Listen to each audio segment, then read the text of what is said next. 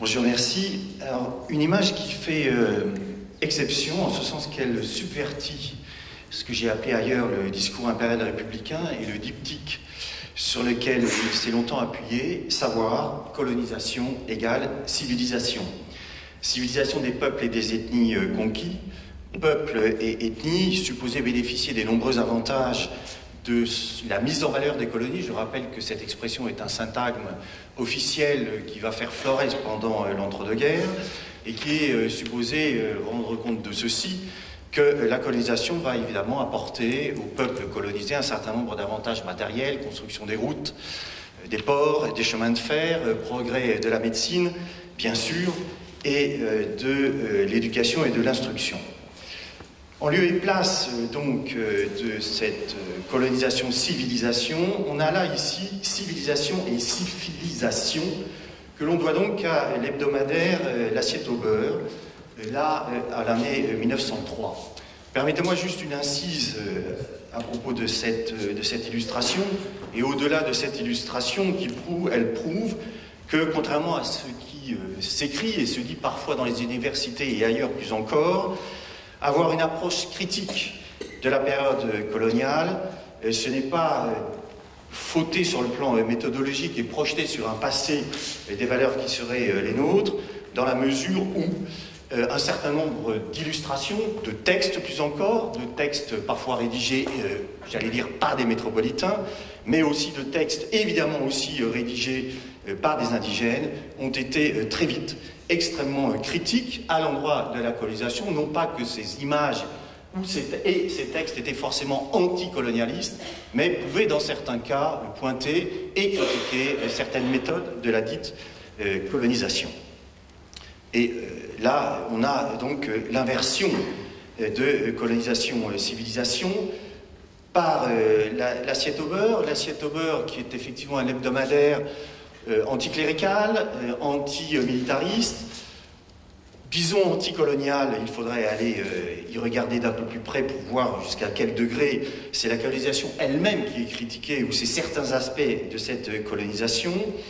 L'Assiette au beurre qui va publier toujours au cours de l'année 1903 un certain nombre d'illustrations relativement à la France métropolitaine, et notamment une qui m'avait servi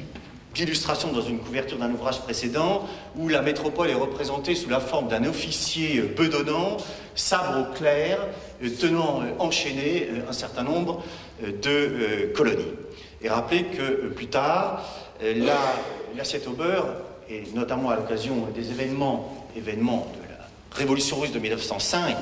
va prendre position pour la dite révolution, ce qui permet de situer plus précisément les orientations politiques et l'évolution politique de cette publication. Le problème qui est posé là, c'est que vous m'avez confronté à une image qui, justement, est l'exception. Je veux bien parler de l'exception, mais il faudrait, pour rendre compte plus précisément de ce qui se diffusait à l'époque, parler de la règle. Je vais donc être obligé de commenter des images, une image ou un volet d'images qui n'est pas présenté là, mais qui est néanmoins absolument essentiel, relativement notamment à la question de l'hygiène coloniale, où l'on retrouve toute une série de thèmes, de thématiques, de prescriptions et de proscriptions relativement à la sexualité. Le jeu auquel je m'intéresse, puisqu'il s'agit effectivement d'un jeu d'images, est un jeu d'images élaboré par le service de santé en Extrême-Orient, édité à Séricon dans les années 1940, et qui accompagne un guide portant sur l'hygiène, guide qui en l'occurrence a été très certainement distribué notamment aux soldats et aux officiers des troupes coloniales. Dans ces illustrations, là où les colonies, en l'occurrence il s'agit de l'Indochine, mais les prescriptions que l'on retrouve dans ces images sont valables au fond pour toutes les colonies de la zone équatoriale, et cela concerne aussi l'Afrique occidentale. Dans toutes ces colonies, le milieu colonial est pensé, notamment d'un point de vue naturel, comme d'une très grande dangerosité. Dangerosité naturelle en raison du soleil, des températures qui imposent et qui exigent de porter coiffes et vêtements adaptés aux températures particulières de ces colonies. C'était évidemment le casque colonial et toute une série de prescriptions relatives non pas seulement à la coupe des vêtements, mais aussi au type de textile utilisé et à la couleur évidemment qui doit être utilisée pour subir le moins qu'il est possible les chaleurs des tropiques. Dangerosité naturelle, là aussi et là encore, avec l'eau, dont l'infection peut évidemment provoquer des maladies extrêmement graves. Dangerosité de la faune et des insectes, avec évidemment l'ensemble des mesures destinées à se protéger des moustiques, parce que si on sait, grâce à Alphonse Lavran, premier prix Nobel de médecine dans les années 1903-1905, comment se transmet le paludisme, on ne dispose pas à l'époque des moyens de soigner la maladie, et donc, faute de soigner la maladie, il faut la prévenir autant que faire se peut. Dangerosité également des mouches,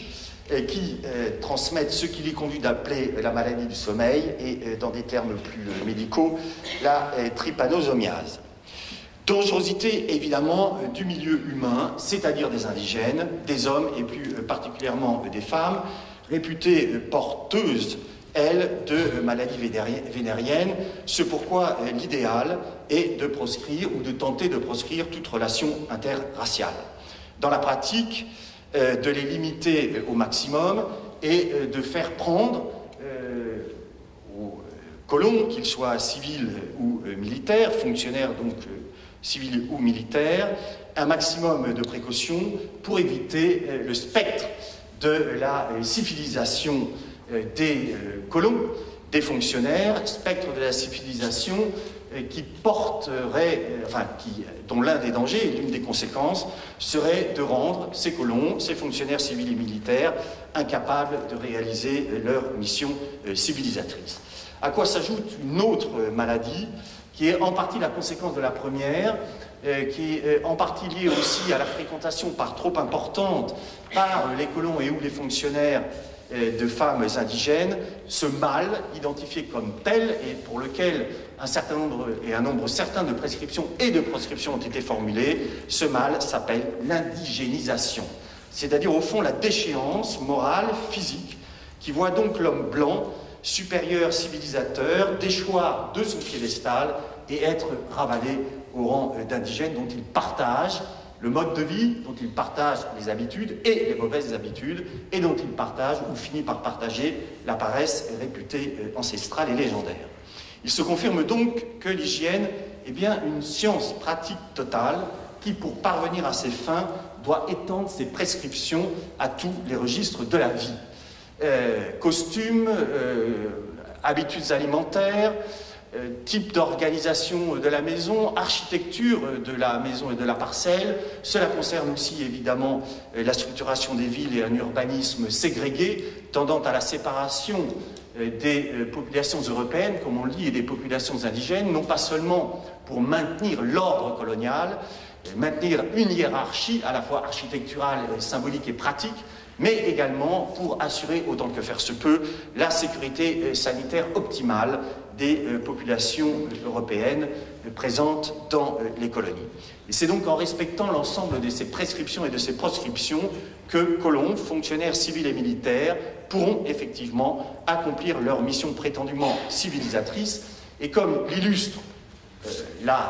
l'iconographie qui n'est pas présente là, celle de 1940, qui s'achève sur cette illustration où l'on voit un vaillant soldat regagner ses foyers, et au fond de la, si je puis dire, au fond de l'illustration, il y a un magnifique clocher et un très beau village français, et l'ensemble de l'illustration est au pied de cette illustration, pardon, se trouve cette phrase: si tu suis le guide d'hygiène, tu reverras ton village en bonne santé. Je vous remercie. Merci beaucoup.